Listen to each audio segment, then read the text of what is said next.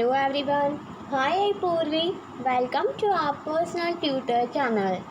आज हम लोग कक्षा 8 वसंत का 13वां पाठ पढ़ने वाले हैं जहाँ पहिया है। तो चलो शुरू करते हैं पाठ। पुडुकोट्टई तमिलनाडु। साइकिल चलाना एक सामाजिक आंदोलन है। कुछ अजीब सी बात है ना? लेकिन चौंकने की बात नहीं है।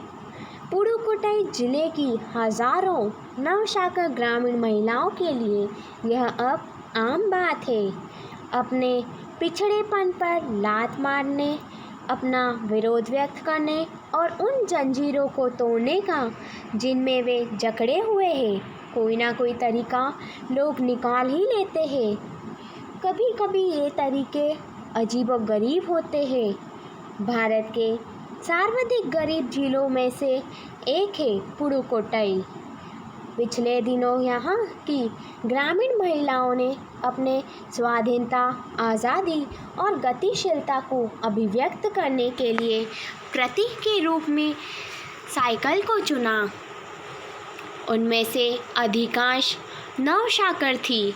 अगर हम 10 वर्ष से कम उम्र की लड़कियों को अलग कर दें तो इसका अर्थ यह होगा कि यहाँ ग्रामीण महिलाओं में के 1/4 हिस्से ने साइकिल चलाना सीख लिया है और इन महिलाओं में से 70,000 से भी अधिक महिलाओं ने प्रदर्शन एवं प्रतियोगिता जैसी सार्वजनिक कार्यक्रमों में बड़े गर्व के साथ अपने नए कौशल का प्रदर्शन किया और अभी भी उनमें साइकिल चलाने की इच्छा जारी है।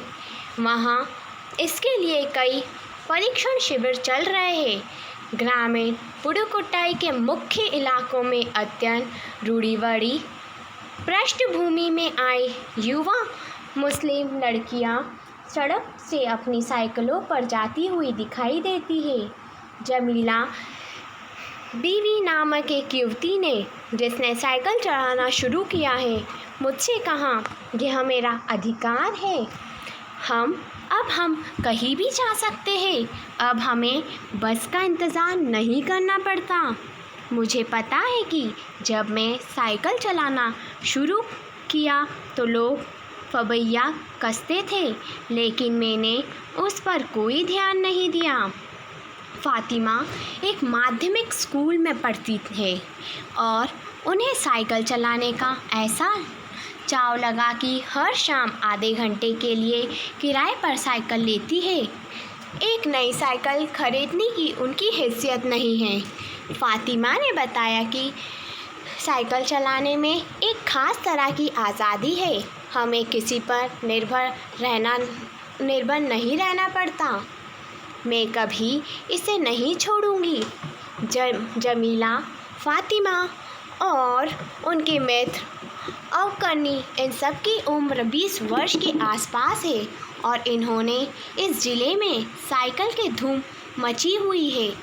इसकी प्रशंसकों में है महिला खेतिहर मजदूर, पत्थर खदानों में मजदूरी करने वाली औरतें और गाँव में काम करने वाली नर्सें, बालवाड़ी और आंगनवाड़ी कार्यकर्ता, बेशकीमती पत्थरों को तराशने में लगी औरतें और स्कूल की अध्यापिकाएं भी साइकिल का जमकर इस्तेमाल कर रही है। ग्राम सेविकाएं और दोपहर का भोजन पहुंचाने वाली औरतें भी पीछे नहीं हैं। सबसे बड़ी संख्या उन लोगों की है जो अभी नवशाकर हुई है। जिस किसी नवशाकर अथवा नई साइकिल चलाने वाली महिला से मैंने बातचीत की है, उसने साइकिल चलाने और अपने व्यक्तिगत आज़ादी के बीच एक सीधा संबंध बताया। साइकिल आंदोलन की एक अगुआ का कहना है, मुख्य बात यह है कि इस आंदोलन ने महिलाओं को बहुत आत्मविश्वास प्रदान किया।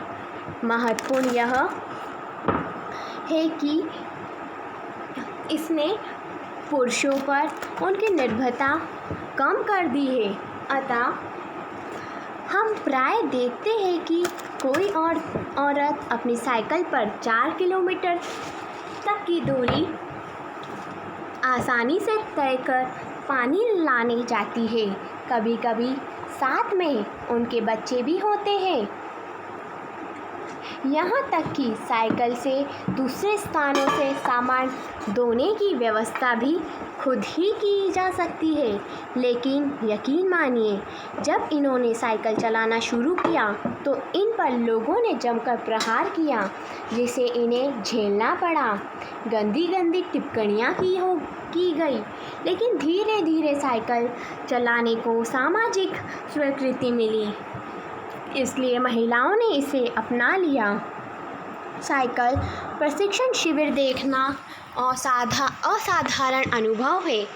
किला कुचरू गांव में सभी साइकिल सीखने वाली महिलाएं रविवार को इकट्ठा हुई थी। साइकिल चलाने के आंदोलन के समर्थन में ऐसे आवेग देखकर कोई भी हैरान हुए बिना नहीं रह सकता। उन्हें इसे सीखना ही है। साइकिल ने उन्हें पुरुषों द्वारा थोपे गए दायरे के अंदर रोज़मर्रा की घिसी पिटी चर्चा से बाहर निकालने का रास्ता दिखाया। ये नव साइकिल चालक गाने भी गाती है। उन गानों में साइकिल चलाने को प्रोत्साहन दिया जाता है। इनमें से एक गाने की पंक्ति का भाव है, ओ भैना आ सीखे साइकिल, घूमे समय के पहिए संग। जिन्हें साइकिल चलाने का प्रशिक्षण मिल चुका है, उनमें से बहुत बड़ी संख्या में साइकिल सीख चुकी महिलाएं अभी नई नई साइकिल खरीदने वाली महिलाओं को भरपूर सहयोग देती है। उनमें यहाँ न केवल सीखने सिखाने की इच्छा दिखाई देती है, बल्कि उनके बीच यह उत्साह भी दिखाई देता है कि सभी महिलाओं को साइकिल चलाना सीखना चाहिए। 1992 में अंतर्राष्ट्रीय महिला दिवस के बाद अब यह जिला कभी भी पहले जैसा ना हो सकता। हैंडल पर झंडियाँ लगाए घंटियाँ बजाते हुए साइकिल पर सवार 1500 महिलाओं ने पुडुकोट्टई में तूफान ला दिया। महिलाओं की साइकिल चलाने की इस तैयारी ने यहाँ रहने वालों को हक्का बक्का कर दिया। इस सारे मामले पर पुरुषों की क्या राय थी? इसके पक्ष में आर साइकिलिंग के मालिक को तो रहना ही था। इस अकेले डीलर के यहाँ लेडीज साइकिल की बिक्री में साल भर के अंदर काफ़ी वृद्धि हुई। माना जा सकता है कि इस आंकड़े को 2 कारणों से कम करके आंका गया। पहली बात तो यह है कि ढेर सारी महिलाओं ने जो लेडीज साइकिल का इंतज़ाम नहीं कर सकती थी, जेंट्स साइकिलें खरीदने लगी। दूसरे, उस डीलर ने बड़ी सतर्कता के साथ यह जानकारी मुझे दी थी। उसे लगा कि मैं बिक्री कर विभाग का कोई आदमी हूँ। कुदीमी अनमाइलाई की चिलचिलाती धूप में एक अद्भुत दृष्टि की तरह पत्थर के खदानों में दौड़ती भागती 22 वर्षीय मनोरमी को लोगों ने साइकिल सिखलाते देखा। उसने मुझे बताया, हमारा इलाका मुख्य शहर से कटा हुआ है, यहाँ जो साइकिल चलाना जानते हैं उनकी गतिशीलता बढ़ जाती है। साइकिल चलाने के बहुत निश्चय आर्थिक निहितार्थ थे। इससे आय में वृद्धि हुई है। यहाँ की कुछ महिलाएं अगल बगल के गांव में कृषि संबंधी अथवा अन्य उत्पाद बेच आती है। साइकिल की वजह से बसों के इंतज़ार में व्यय होने वाला उनका समय बच जाता है।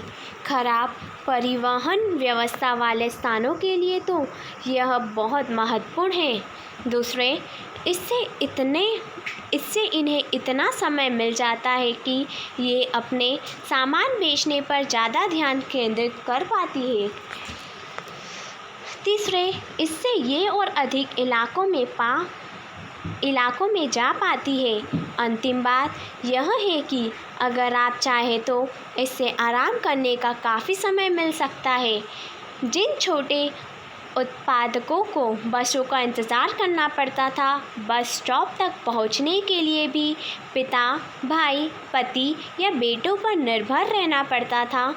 वे अपना सामान बेचने के लिए कुछ गिने चुने गांवों तक ही जा पाती थी, कुछ को पैदल ही चलना पड़ता था। जिनके पास साइकिल नहीं थी वे अब भी पैदल ही जाती है।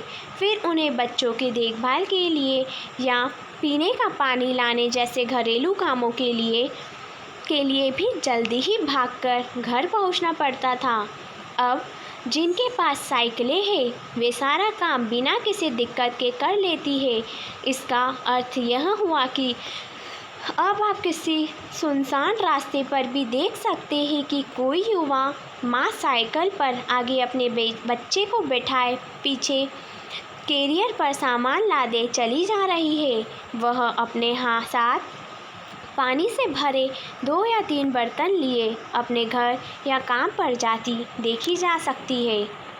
अन्य पहलुओं से ज़्यादा आर्थिक पहलू पर ही बल देना गलत होगा। साइकिल प्रशिक्षण से महिलाओं के अंदर आत्मसम्मान की भावना पैदा हुई है। यह बहुत महत्वपूर्ण है। फातिमा का कहना है, बेशक यह मामला केवल आर्थिक नहीं है।